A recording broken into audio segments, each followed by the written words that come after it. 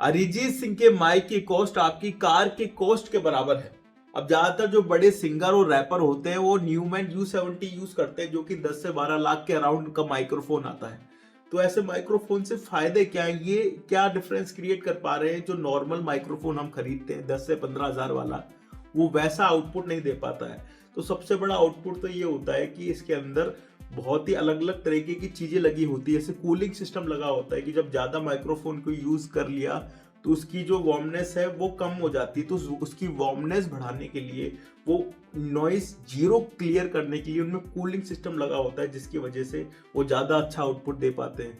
अगर मैं high and की बात करूं कि हर वोकल के अंदर थोड़ी एयर की रिक्वायरमेंट होती है, तो जो महंगे माइक्रोफोन है उसके अंदर सिल्की हाई एंड यूज होता है। मतलब वो वैसा आउटपुट निकाल के देते हैं कि जब आप कोई गाना रिकॉर्ड कर रहे हैं तो आपकी वोकल्स हार्श नहीं आएंगे। वहीं आप सस्ते माइक्रोफोन यूज करते हैं तो उसके अंदर बहुत ही हार्श आवाज आ रही होती है।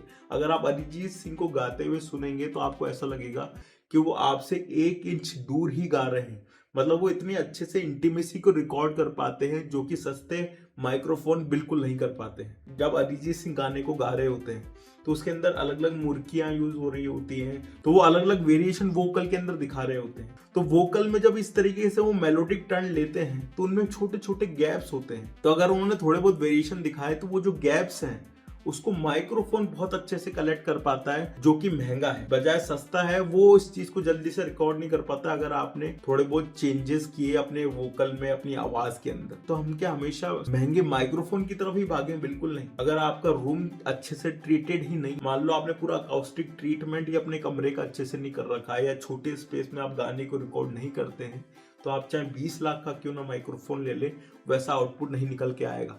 वहीं अगर आपने 2-3 हजार का ही आपका सेटअप कर रखा है, लेकिन आपने ट्रीटमेंट बहुत अच्छा कर रखा है, तो उसका आउटपुट अच्छे आने के चांसेस बहुत ज्यादा बढ़ जाते हैं। और ऑब्वियसली आपको खुद के ऊपर काम तो करना पड़ेगा ही। जो महंगे माइक्रोफोन्स हैं उनके साथ साथ उनके इंटरफेस, कंप्रेसर, जो प्लगइन्स हम लैपटॉप में यूज करके जो आउटपुट निकालने की कोशिश कर रहे हैं, वैसे उनके पास प्रॉपर मशीनें हैं जिसमें से आउटपुट निकल रही होती हैं। ये जब होता है जब एक बड़ा प्रोजेक्ट, एक बड़े बजट की चीजें साथ में काम कर रही होती है, बड़े बड़े लेवल साथ में काम कर रहे होते हैं, तब इस लेवल का काम हो पाता है। अरिजीत की जो वोकल्स हैं, एक तो उन्होंने खुद पर बहुत काम कर रखा है, ऊपर से वो इतने प्योरली गाने को जब गाते हैं, तो जो बड़ी बड़ी मशीनें हैं उनमें से जब आउटपुट निकल के आ रहा होता है तो वो और भी अच्छा निकल के आ रहा होता है। एक अच्छे सिंगर को बहुत अच्छा बनाया जा सकता है अच्छा इन्वेस्ट करके, लेकिन एक बुरे सिंगर को आप कितने भी बड़े इक्विपमेंट पे, कितने भी बड़े माइक्रोफोन पकड़ा दें, अगर वो ढंग से नहीं गा सकता तो आप उससे अच्छा आउटपुट नहीं निकाल सकते। अगर इस टाइप की वीडियोस पसंद आए तो मुझे फॉलो करना और इस वीडियो को शेयर करना बिल्कुल ना भूलें।